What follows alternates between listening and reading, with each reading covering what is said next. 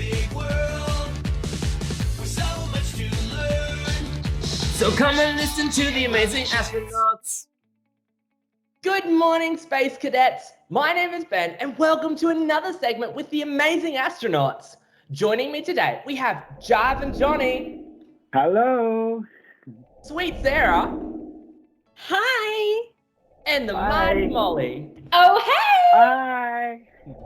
Now, historically dominant understandings of scientific literacy focus on science content acquisition. However, new understandings imply more genuine and authentic interactivity between science content knowledge and understanding of economic, socio-cultural, ecological, and political connections upon which this science is based. This is the task of science as a human endeavour, of which we refer to it as SHE. How astronomically wild! All right, so let's unpack science as a human endeavour, or SHE. The SHE strand of the science curriculum presents science as a unique way of knowing and doing, and emphasises the important role that science plays in contemporary decision-making and problem-solving. It also considers the significance of diverse contributors from different contexts and cultures, and the relevance of certain lines of inquiry to the broader community. Absolutely, Molly.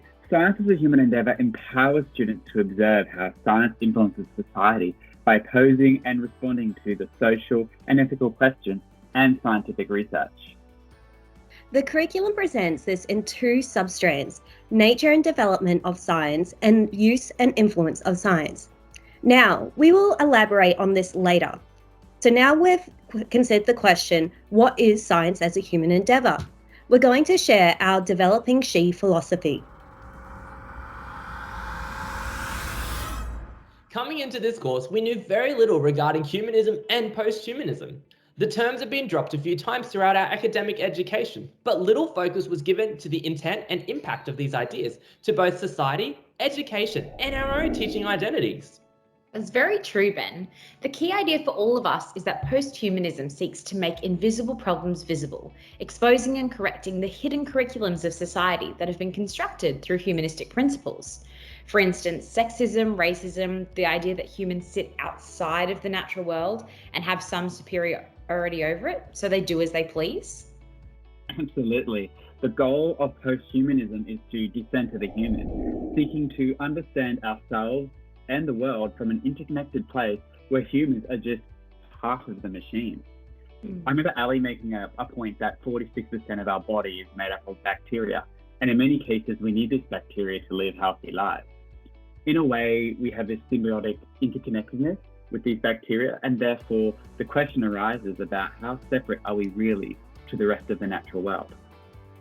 What a great question, Johnny. One of the key takeaways is that while we desire to adopt a PH pedagogies in our classrooms, we still see a lot of influence of humanism, which is still the foundation of the Australian science education system. This is evident in how teachers adjust the science curriculum and the discussions on SHE based on the demographic and region. Leading on from this, for example, while we might discuss the impact of coal mining and fossil fuels in Brisbane and the need to transition them for cleaner alternatives. However, when SHE is presented in rural schools that gain economic value from coal mining, they may discuss the role of mining and SHE very differently. Through this example, we can see that a humanistic hierarchy is still dominating how we consider how our actions impact our world, perpetuating the humanistic idea that if something is beneficial to humans and society, then disregarding the needs of the natural world.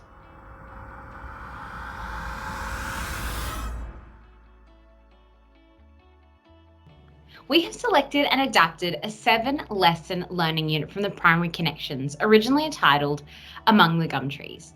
We've decided to rename it Home Among the Gum Trees to help emphasise the significance of the eucalyptus and its role with other living things in our environment. Specifically, this unit looks at the importance of 900 species of eucalyptus trees and their roles in the interconnectedness to most living things, including animals and insects. Among the Gum Trees is written to align with the Year 4 Australian Curriculum Science. In this unit, science understanding, science inquiry skills, and science as a human endeavour strands are interrelated and embedded throughout. Yeah, Home Among the Gum Trees is multi-layered and serves as a catalyst for achieving the Akara learning outcomes regarding the interconnectedness and reciprocal relationship living and non-living things play in the prosperity of an ecosystem. The unit emphasises how biodiversity is critical for a healthy ecosystem and the need for it to be in equilibrium, and how humans play a critical part in this equilibrium, historically in some frightening ways. The unit captures students' interests and finds out what they think they know about living things, their life cycles, and dependency on each other and the environment to survive.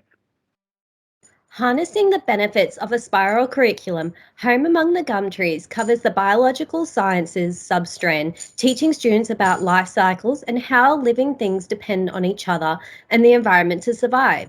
She is targeted throughout the unit as our little scientists identify, explore, and investigate how human endeavours are having negative impacts on the eucalypts, the animals and insects that they are interconnected to, while posing ideas on how humans can minimise their impact.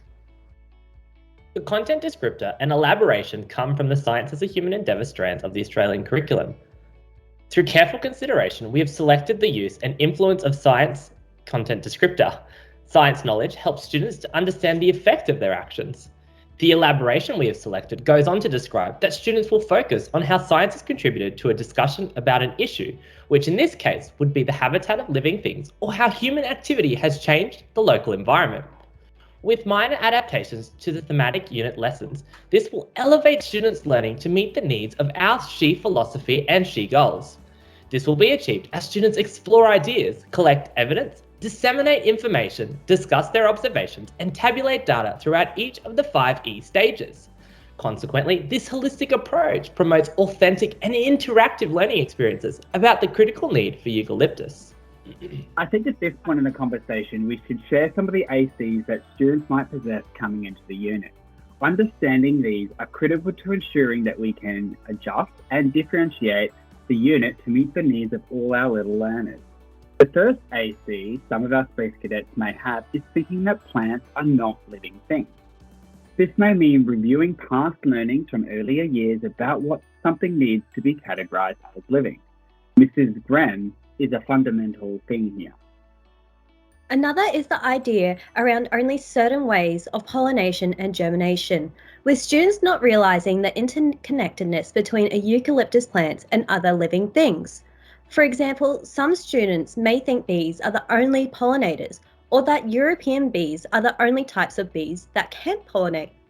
Australia has native bees which are rarely spoken about or pictured when bee examples are given. We also have the purple meat ants that collect the seeds and return them to their nests, acting as a distribution process for seeds to grow in new places. So let's talk about how we've adapted our unit for post-humanism and science as a human endeavour. As science as a human endeavour speaks to the interactive aspects of how science and society relate and influence daily lives, it doesn't just necessitate that we change our teaching practices. It's forcing us to rethink the teaching and learning of science and the reason why we're doing it. It involves viewing science education differently and ensures that educators bring a variety of perspectives into their teaching and the learning of science. And making this transition will mean envisioning science's deep connection with people and culture. Upon closer examination of this thematic unit, we have made some suggestions to which can be incorporated to promote post-humanistic thinking and fortify our science as a human endeavour philosophy and our SHE goals within teaching and learning for this unit. The activities in the Home Among the Gum Trees progresses through the 5 E's framework, and we have adapted each activity to better link more explicitly to our SHE philosophy goals. In Lesson 1, we engage students with a KWL graphic organizer, which is a great tool for students to explore their prior knowledge, make connections, and establish what they're going to learn and what they want to learn. The KWL is also a diagnostic and formative tool for the teacher to use to plan for future learning and capture those really critical ACs, such as the ones we've already discussed. We also complete our worksheet called Is It a Eucalypt? Here we have adapted the activity by integrating the use of ICT to collect photos from the school's ecosystem to reinforce the process of how to collect data properly and encourage the exploration of the world around them. How spectacular! Lesson 2 introduces pollination through learning about the structures of flowers. Students will conduct an exploration of their school to collate images of the flowers and explore the different structures and parts, creating a personal understanding. They then use the images of these flowers to identify and label the flower diagrams. This lesson then flows perfectly into Lesson 3, which introduces the life cycle of a bee. We understand the significant health and safety risks of having a European honeybee, the most recognisable bee, in the classroom, and instead would utilise a multimedia presentation to show the students the life cycle of a bee. However, we would also take this opportunity to discuss native Australian bees and how they do the same for our environment. That's so astronomical, Sarah. Moving forward from this, Lesson 4 is brilliant for emphasizing the interconnectedness of eucalypts and other organisms. If I can guide your attention to the screen, here you can see a sample response of the student-made artifact from Primary Connections. As you can see, it presents student understanding of the reciprocal relationship between eucalypts and other various organisms, including pollinators such as our native bees and jewel beetles, or serve as a place of habitat and exclusive food source for koalas. That's great, Ben. And although we want out of this world thinking, we don't want humans to be out of the picture. So where we've adapted this lesson activity to better achieve our SHE goals and learning outcomes, we're actually encouraging students to consider and annotate where humans fit into the situation. Currently, the artifact that you saw excludes any link or impact of humans and contains no reference to the Anthropocene. Without this adaptation, we run the risk of students adopting a humanistic outlook that it's irrelevant to them. Rather, including humans allows students to see their roles and impact, whilst also considering how, despite not being central to the eucalypt trees, we play a significant role in the ecosystem being sustained through our actions and our decisions. Through discussing solutions and ideas to minimise human impact, children are directly participating in post-humanistic and SHE thinking. And that's such a critical thing about this learning unit. And these ideas are also addressed in Lesson 6 when exploring the benefits of eucalyptus oil for both the tree itself and the many uses that we as humans have found for it in our own daily lives. Lesson 6 emphasizes the significance of the oil to the ecosystem and how humans need to understand the possible impacts of removing it from the trees. For example, the oil is a natural weed killer and fungicide that helps keep the tree healthy. Without this oil, the tree is more susceptible to harm. It's a terrific link to post-humanistic thinking and our interconnectedness with the ecosystem. Because if you remove the oil and the tree becomes sick, how's it going to affect all the other plants and the animals that interact with it? In order to make immersion into sustainability authentic and real-world, curriculum experiences should be linked to the United Nations Sustainable Development Goals.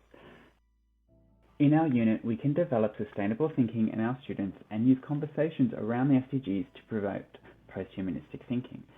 The SDGs that we think are relevant to our unit are Goal number 12, responsible consumption and production around the eucalyptus oil, climate change, and Goal 15, life on the land. The outcome is that learners develop an awareness of the vulnerability of the natural world, and when mixed with economic, social, and cultural dimensions that are derived from the SDGs, they have a chance to analyse human impacts and consequences on both a collective and an individual level. And leading into Lesson 5, it spirals back to the concept of the life cycles of a eucalyptus, which would have students exploring their school to find the life cycle in action. This is then used to inform the activity in Lesson 7, where students write a letter to future students explaining the eucalyptus life cycle they've learnt about, highlighting its importance while cementing their own learning. By doing this, they will also be taking on planetary responsibility through the consideration, empowerment, and education of the future students. Well, Space Fanatics, unfortunately that's all we have time for today. Science as a human endeavour is one of many approaches presented within the Australian curriculum for teachers to utilise to deepen their students' engagement with science. However, with the emerging post-humanistic influence on the Australian curriculum science, implementing a SHE philosophy is quintessential. As such, if ever there was an era requiring fundamental change in science education, this is it. While the traditional ways of understanding science education will undoubtedly survive, effectively integrating a well-informed SHE philosophy will benefit students, teachers, and the world we live in. Away from the Anthropocene and beyond! That's all, folks, for today. Bye! Thanks, everybody. Bye.